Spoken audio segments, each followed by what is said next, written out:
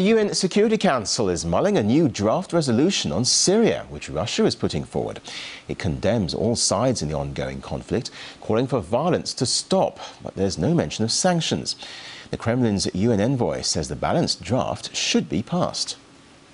From the outset, our assessment of the situation was that various violent groups were taking advantage of peaceful demonstrators in order to pursue their agenda.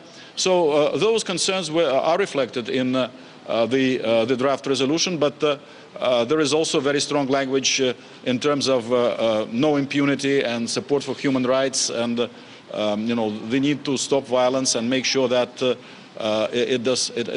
transgressions do not go unnoticed. Well, Russia has been actively trying to mediate a peaceful solution for months. Syria's vice president will hold talks with officials in Moscow on Friday.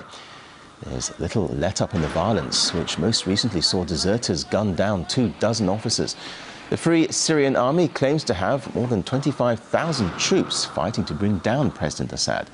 But Western nations still refuse to acknowledge that anti-regime protesters are armed. US-based military whistleblower Sibel Edmonds says Washington is siding with the opposition to force regime change.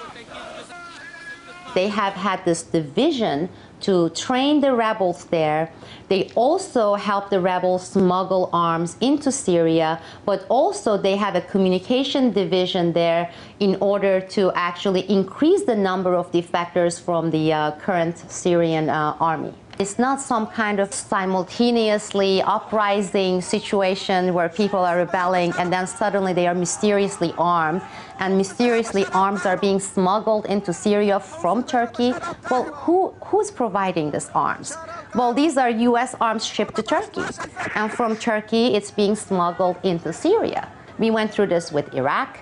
We went through this with Libya. We went through this with so many wars that we have had since 9/11, and this fits the pattern we have had before. You don't start anything without prep. At least that's not the case with the United States military. You start doing the prep work. Well, this prep work started in May 2011 in case of Syria.